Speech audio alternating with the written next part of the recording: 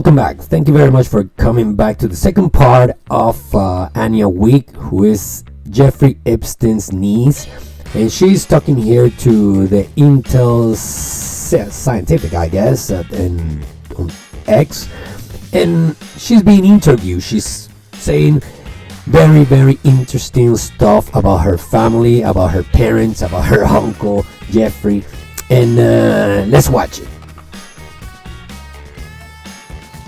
So you're saying that Jeffrey wasn't involved in the full-on occult practices. He was just part of a machine, and then they just used him to make an example out of? He was involved in the full-on occult practices, but not necessarily of his own volition. I have memories of men being forced to assault me when they didn't want to. Wow. I remember one man, this brilliant comedic actor, actually his better dramatic work.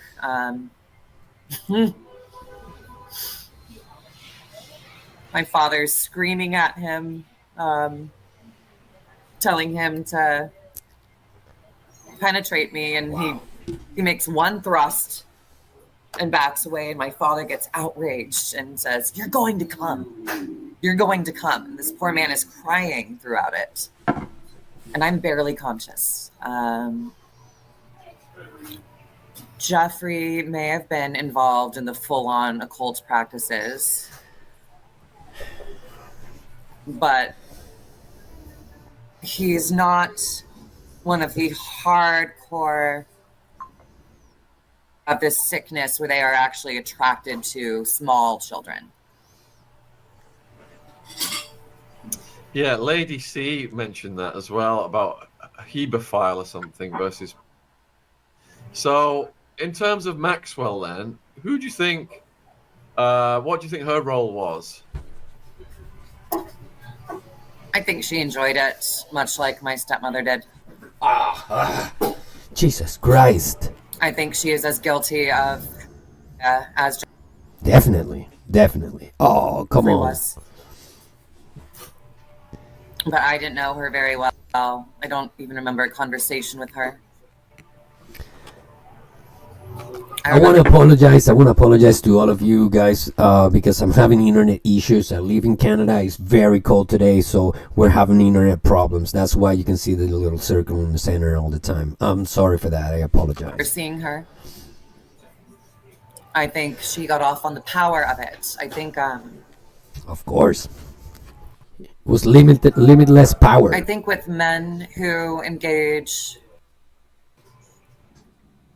in hebephilia, it's more of a sickness that arises from their own abuse. My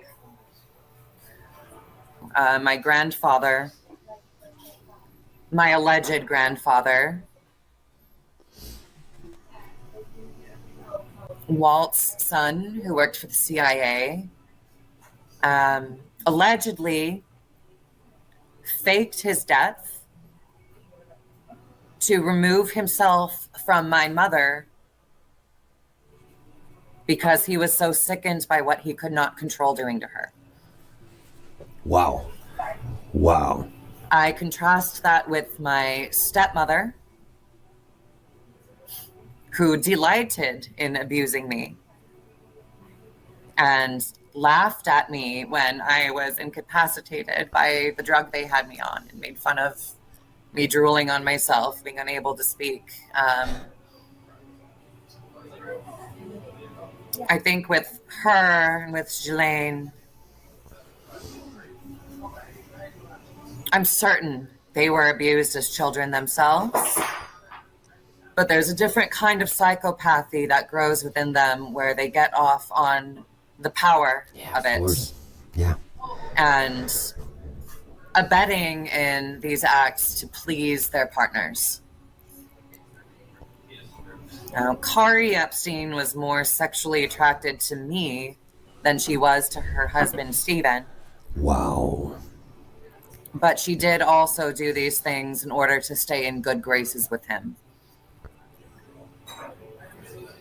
And That was more out of survival. Kari was a very broke cellist in her early adulthood with no familial support, whereas Ghislaine also comes from the aristocracy. She had access to her own funds independent of Jeffrey, so I can't speculate too much on what she gained from it out of psychopathic pleasure and sadism. A schadenfreude of sorts. But I'm not a doctor. She was not a large presence in my life. And that speculation on her personality is primarily based on what I know about my stepmother. So, would you say then that some of the techniques used on you would be classified under the MK Ultra program? Yes. Probably. Yeah. Absolutely. Wow. Could you explain that? Could you explain that for viewers who are not familiar with MK Ultra? Okay. For you people, let's do our research. What is MK Ultra? Project MK Ultra was a covert illegal CIA human experimentation program that went on from 1953 to 1973. Well, that's what they say, that was finished supposedly in 1973. It still goes on, is very much alive. Designed to develop drug-induced mind control and behavioral modification techniques. Using unwitting US and Canadian citizens, researchers administered LSD, toxins, and subjected subjects to hypnosis, abuse, and torture at over 80 institutions. I remember very much reading about it, and here in Montreal, McGill University was the main center of MK Ultra in Canada. A lot of people had like terrible trips with LSD, because it's not the nice trip that everybody knows, that you have only, one little paper or something, or a couple of drops. No, they would put incredible amounts of LSD, and that just destroys anybody's mind. So that's what MK Ultra is. You have any question about MK Ultra, go back to Google and look it up. Let's keep watching. It's not too much left. These drugs were administered to me when I was an infant. Macro doses were given every single time I was assaulted. Wow. And I was kept on micro doses the rest of the time in my waking life. Wow. To maintain some control, some separation from my peers. I actually didn't realize until very recently that I was kept on micro doses, that I was kept on a small dose in my regular waking life. Upon analysis of what would happen when I went on school trips away from Denver for a few days at a time, we would take trips to Washington, D.C. or New York or California. On those trips, after 3 or 4 days, of course, I would actually start getting along with my classmates. Of course. They'd be amazed. They'd say, "Wait, Anya, you're really cool and fun.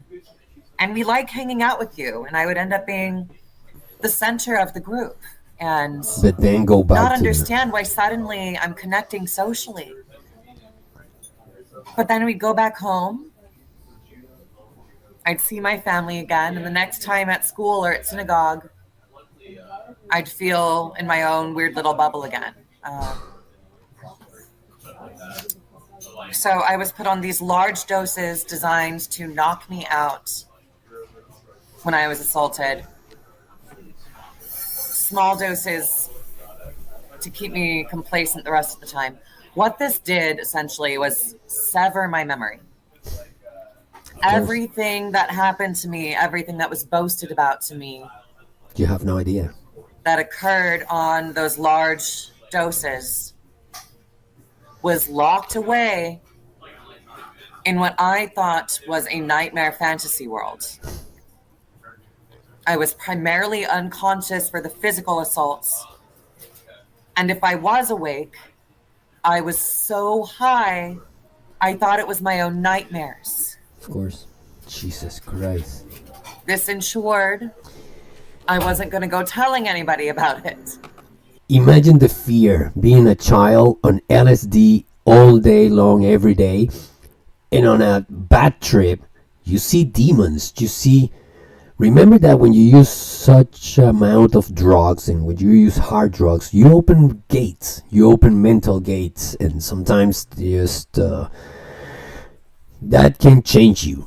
That can change anybody. That transforms you and what you're able to see, to feel, especially that the sensations that you might get when you're on a high amount of LSD is just incredible. It's just so strong that you change. It changes you. It changes your perception of life.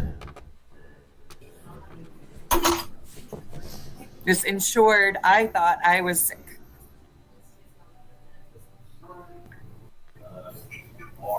My family does this. The Cult of Ball does this. They do MK Ultra because forging Power. these trauma bonds forges more loyalty.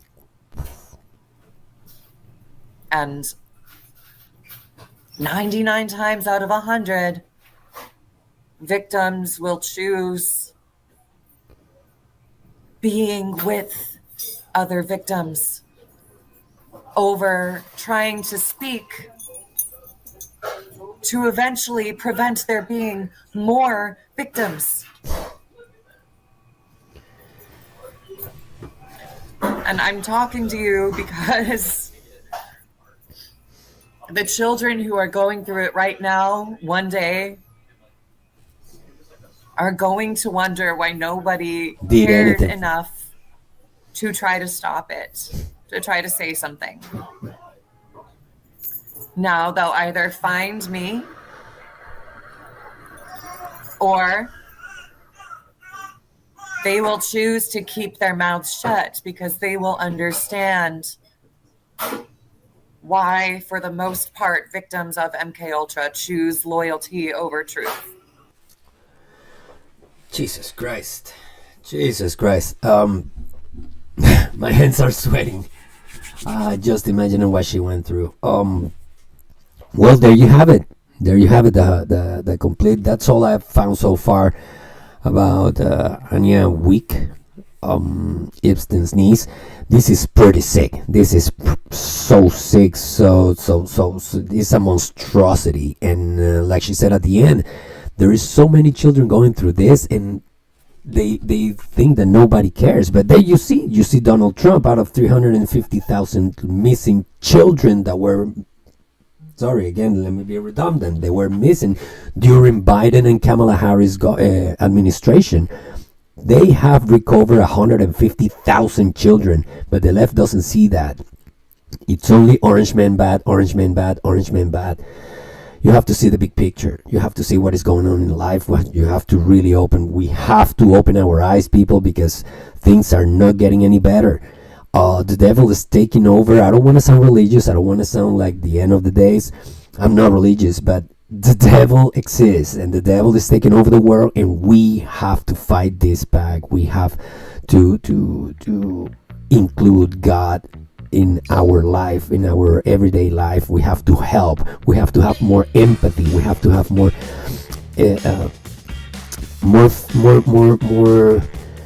consciousness of what humanity is, and we have lost it.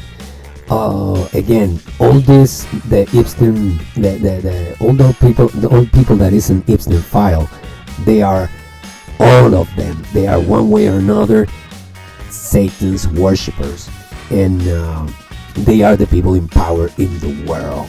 So do you actually think that they want anything good for you? Do you think that they want to do anything good when they said that they have to reduce the population 10 to 15% with vaccines? Do you think they mean good? I don't think so. Anyways, I'm gonna wrap it up here, guys, and I'm gonna come up later with another video. Let's see what we find. Again, thank you so much for hitting the like button, subscribe, and share. Thank you very much. It helps a lot our channel, and my channel. This is me by myself, all me. So I appreciate it. I thank you very much, and I wish you the best day. I wish you the best of luck to you and your family, and I'll see you in the next video. Have a good one. Bye.